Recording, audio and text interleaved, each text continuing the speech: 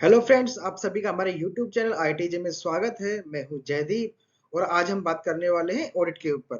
तो चलिए friends start करते हैं। तो चलिए फ्रेंड्स, वीडियो स्टार्ट करने से पहले एक बार फैकल्टी क्रेडिट्स देख लेते हैं जिस बेस पे हमने ये वीडियो बनाई है। और जैसे कि हमने बताया कि आज हम बात करने वाले हैं ऑडिट के ऊपर, तो आज हम जानेंगे कि ऑडिट क्या होता है, ये कितने तरह का होता है और किस किस तरह से इसको कर सकते हैं। मतलब इसके मीनिंग, टाइप्स और मेथोलॉजी के बारे में जानेंगे। तो चलिए फ्रेंड्स स्टार्ट करते हैं। तो चलिए फ्रेंड्स, सबसे पहले जान लेते हैं कि ऑडिट क्या होता है। तो फ्रेंड्स, ऑडिट एक सिस्टमेटिक, इंडिपेंडेंट एंड डॉक्यूमेंटेड तरीका है जिसमें हम ऑब्जेक्टिव एविडेंस को कलेक्ट करते हैं और उसको इवेल्युएट करते हैं कि क्या वो ऑडिट क्राइटेरिया के रिक्वायरमेंट को फुलफिल कर रहा है या नहीं कर रहा है। मींस इसमें क्या करेंगे हम, जो ऑडिट क्राइटेरिया के अंदर जो रिक्वायरमेंट्स हैं जो डिफाइन की गई है स्टैंडर्ड के अंदर, उसके हिसाब से ऑब्जेक्टिव एविडेंस को कंपेयर करेंगे, एवेल्युएट करेंगे कि हाँ, जो ऑब्जेक्टिव एविडेंस है वो क्राइटेरिया के हिसाब से है या नहीं है। अगर है तो कंफर्मिटी, अगर नहीं है तो नॉन कंफर्मिटी। तो फ्रेंड्स, ये हमारा ऑडिट का मतलब है। और इसके अलावा बात करें ऑडिट के अंदर, तो इसमें जो पर्सनल होता है, जो बंदा ऑडिट करता है, वो एक इंडिपेंडेंट बंदा होता है। इंडिपेंडेंट मीन्स वो किसी पे डिपेंड ना हो। मीन्स वो जो बंदा होगा वो उस पर्टिकुलर प्रोसेस के रिगार्डिंग रिस्पॉन्सिबल नहीं होगा जिसके रिगार्डिंग वो ऑडिट कर रहा है। अदरवाइज यहाँ पे कॉन्फ्लिक्ट ऑफ इंटरेस्ट आ जाएगा। तो फ्रेंड्स, ये हमारा मतलब है ऑडिट का। तो चलिए फ्रेंड्स आगे चलते हैं। तो चलिए फ्रेंड्स नेक्स्ट बात करते हैं ऑडिट के टाइप्स के बारे में। तो फ्रेंड्स, जो ऑडिट होती है टोटल तीन तरह की होती है। First party audit, second party audit और थर्ड पार्टी ऑडिट। तो चलिए फ्रेंड्स इन तीनों के बारे में जान लेते हैं। तो फ्रेंड नेक्स्ट बात करते हैं फर्स्ट पार्टी ऑडिट के बारे में। तो फ्रेंड्स, जो फर्स्ट पार्टी ऑडिट होता है उसको हम इंटरनल ऑडिट भी बोलते हैं। तो इसमें जो ऑडिटर होता है वो किसी एक कंपनी से होता है और वो सेम अपनी ही कंपनी की ऑडिट करता है। लेकिन यहाँ पे जो डिपार्टमेंट होता है या जो प्रोसेस होता है वो दूसरा होता है जिसमें वो काम कर रहा है। फॉर एग्जाम्पल बात करें कि पर्टिकुलर किसी एक कंपनी में एक ऑडिटर काम कर रहा है एक क्वालिटी डिपार्टमेंट के अंदर, तो वो जाके अगर ऑडिट करता है प्रोडक्शन डिपार्टमेंट का, तो वो फर्स्ट पार्टी ऑडिट होता है। इसके अलावा बात करें फ्रेंड्स, कई बार क्या होता है कि जो ऑर्गेनाइजेशन है वो बाहर से कोई ऑर्गेनाइजेशन को या बाहर से कोई एजेंसी को हायर कर लेती है इंटरनल ऑडिट के लिए। तो फ्रेंड्स, यहाँ पे जो बाहर की एजेंसी है वो कंपनी में आती है, ऑडिट करती है। इसके बेस पे जो कंपनी है वो अपने आप को इम्प्रूव करती है और ऑडिट के बदले जो कंपनी है उस एजेंसी को पैसे देती है। तो एक तरह से ये हो गया फर्स्ट पार्टी ऑडिट। तो चलिए फ्रेंड्स, हम फर्स्ट पार्टी ऑडिट को एक एग्जांपल के थ्रू समझ लेते हैं। तो फॉर एग्जांपल, यहाँ पे एक ऑर्गेनाइजेशन है जिसके अंदर स्टोर डिपार्टमेंट है और परचेज डिपार्टमेंट है। तो यहाँ पे जो परचेज का एग्जीक्यूटिव है वो ऑडिटर है और वो ऑडिट करने गया है स्टोर डिपार्टमेंट में, और ऑडिटी है वो स्टोर एग्जीक्यूटिव है। तो फ्रेंड्स, यहाँ पे अगर देखें तो जो स्टोर एग्जीक्यूटिव और परचेज एग्जीक्यूटिव दोनों एक ही ऑर्गेनाइजेशन के अंदर काम करते हैं, लेकिन डिफरेंट डिफरेंट प्रोसेस में काम करते हैं। तो यहाँ पे एक ऑडिटर है और एक ऑडिटी है और दोनों एक ही ऑर्गेनाइजेशन में है, तो इसे हम कहेंगे फर्स्ट पार्टी ऑडिट। तो चलिए फ्रेंड्स नेक्स्ट चलते हैं। तो फ्रेंड्स नेक्स्ट बात करते हैं सेकंड पार्टी ऑडिट के बारे में। तो फ्रेंड्स, ये जो सेकंड पार्टी ऑडिट है ये हमेशा कस्टमर और सप्लायर के बीच में होता है। अब यहाँ पे फॉर एग्जांपल कोई कस्टमर है, उसकी कुछ रिक्वायरमेंट है with respect to product, with respect to process and with respect to कोई स्पेशल क्लीनेस रिक्वायरमेंट। तो यहाँ पे जो कस्टमर है कम्युनिकेट करता है सप्लायर को कि मेरी ये रिक्वायरमेंट है, और सप्लायर को उसके बेस पे काम करना होता है। तो फॉर एग्जांपल, यहाँ पे अगर कस्टमर को ये एश्योरिटी लेनी हो या वेरीफाई करना हो सप्लायर एंड पे कि क्या सप्लायर कस्टमर के द्वारा डिफाइन की हुई रिक्वायरमेंट को फॉलो कर रहा है या नहीं कर रहा है, मीट कर रहा है या नहीं कर रहा है, तो उस कंडीशन में जो ऑडिट होती है वो सेकंड पार्टी ऑडिट होती है। तो चलिए फ्रेंड्स नेक्स्ट फर्दर डिस्कस करते हैं। तो फ्रेंड्स, यहाँ पे इस पर्टिकुलर सेकंड पार्टी ऑडिट को एक एग्जांपल के थ्रू समझ लेते हैं। तो फ्रेंड्स, यहाँ पे फॉर एग्जांपल एक कस्टमर है, कस्टमर के यहाँ पे परचेज डिपार्टमेंट है। तो परचेज के तरफ से एक परचेज का एग्जीक्यूटिव है। अब परचेज का जो एग्जीक्यूटिव है सप्लायर एंड पे गया, उस सप्लायर एंड पे जाने के बाद उसने वहां पे वेरीफाई किया कि जो उसका एग्रीमेंट है with respect to quality, with respect to purchase, with respect to delivery, उसको जो सप्लायर है मीट कर रहा है या नहीं कर रहा है, फॉलो कर रहा है या नहीं कर रहा। तो इस पर्टिकुलर ऑडिट को सेकंड पार्टी ऑडिट कहते हैं। ठीक है फ्रेंड्स, नेक्स्ट चलते हैं। तो चलिए फ्रेंड्स नेक्स्ट बात करते हैं थर्ड पार्टी ऑडिट के बारे में। तो फ्रेंड्स, ये जो थर्ड पार्टी ऑडिट है ये थर्ड पार्टी एजेंसी और एक ऑर्गेनाइजेशन के बीच में होती है।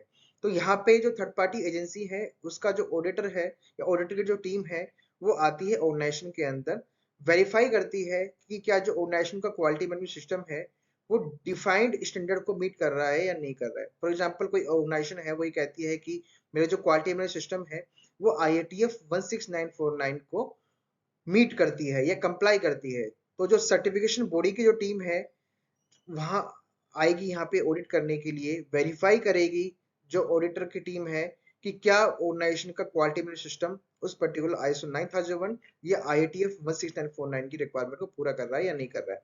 अगर पूरा कर रहा है तो सर्टिफिकेट दे देगी, अगर नहीं कर रहा है तो कुछ नॉन कॉन्फॉर्मिटी रेज करेगी, और अगर वो नॉन कॉन्फॉर्मिटी क्लोज हो जाती है विद रिस्पेक्ट टू टाइमलाइन तो एक सर्टिफिकेट इशू करेगी। तो एक तरह से जो थर्ड पार्टी ऑडिट है वो एक सर्टिफिकेशन ऑडिट होती है। वो थर्ड सर्टिफिकेशन ऑडिट के अंदर एक थर्ड पार्टी एजेंसी आती है ऑर्गेनाइजेशन के अंदर, ऑडिट करती है with respect to defined standard, और ऑडिट में पास होने के बाद उस ऑर्गेनाइजेशन को सर्टिफिकेट दे देती है। तो फ्रेंड्स ये हो गया थर्ड पार्टी ऑडिट। तो फ्रेंड्स ये जो थर्ड पार्टी ऑडिट है ये कई तरह की होती है। थर्ड पार्टी ऑडिट के अंदर सर्टिफिकेशन ऑडिट भी होती है, मेंटेनेंस ऑडिट या सर्वेलेंस ऑडिट भी होती है, या रीसर्टिफिकेशन ऑडिट भी होती है।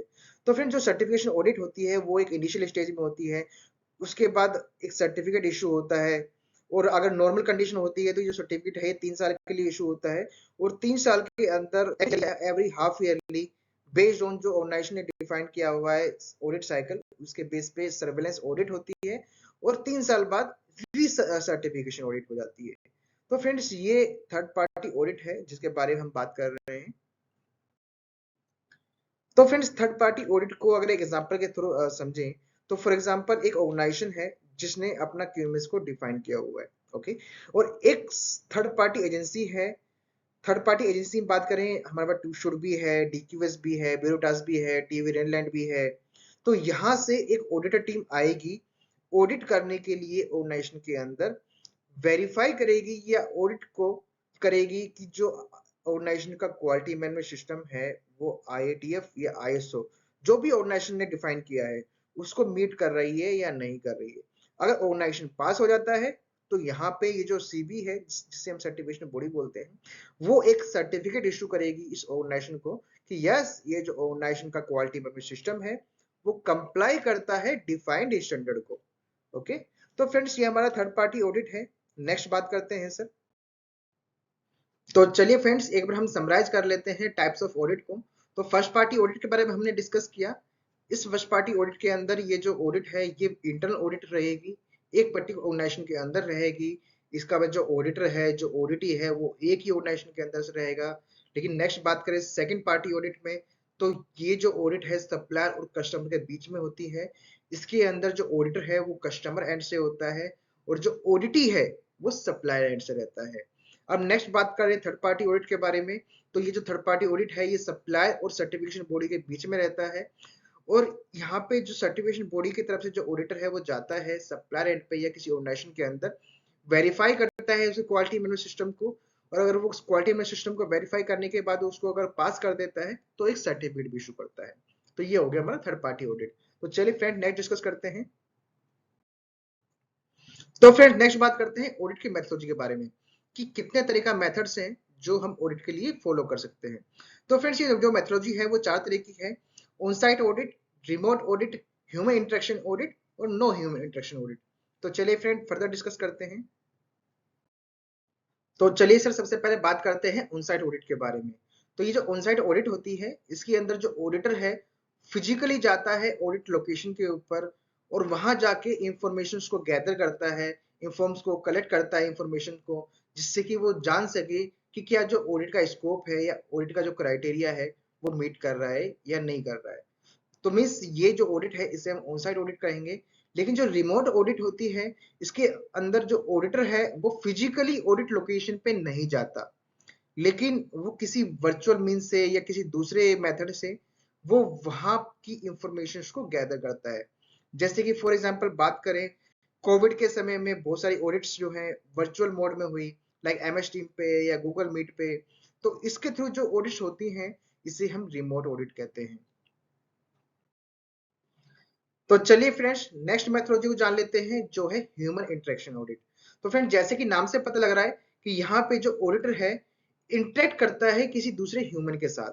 तो यहाँ पे इंटरेक्ट करने के बाद जो ऑडिटर है वो इंफॉर्मेशन गैदर करता है ऑडिटी के बारे में, इंटरव्यू लेता है या बात करता है जिससे कि वो जान सके कि क्या जो ऑडिट का डिफाइंड क्राइटेरिया है, जो ऑडिट का डिफाइंड रिक्वायरमेंट है, वो उसको पूरा कर रहा है या नहीं पूरा कर रहा है। ठीक है, तो मीन्स जिसमें ह्यूमन से इंटरेक्शन होगा उसे ह्यूमन इंटरेक्शन ऑडिट बोलेंगे।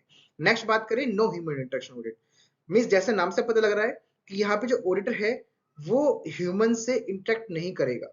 मीन्स या तो वो विजुअली ऑब्जर्व करेगा उस पर्टिकुलर ऑपरेटर को या ऑडिटी को, या फिर हम बात करें वो डॉक्यूमेंट को रिव्यू करेगा। उसके थ्रू जो मेथोलॉजी होगी, उसके थ्रू जो ऑडिट होगी, उसे हम नो ह्यूमन इंटरेक्शन ऑडिट बोलेंगे। तो चलिए फ्रेंड्स, हम इस वीडियो को यहीं पे समाप्त करते हैं। तो फ्रेंड्स अगर आपको हमारी आज की वीडियो अच्छी लगी हो तो हमारी वीडियो को लाइक जरूर कीजिएगा, हमारी वीडियो के ऊपर कमेंट दीजिएगा जिससे हम भी जान सके कि आपको हमारी वीडियो कैसी लगी, और अपने फ्रेंड साथ इसको शेयर कीजिएगा जिससे वो भी इसके बारे में सीख सके, इसके बारे में जान सके। और अभी तक आपने हमारा चैनल सब्सक्राइब नहीं किया है तो उसको जरूर कर ले, जिससे कि जो आने वाली वीडियो है उसकी नोटिफिकेशन आपको समय समय पर मिलती रहे। तो फ्रेंड्स फिर मिलेंगे नेक्स्ट वीडियो में, तब तक के लिए शुक्रिया, thank you and bye bye.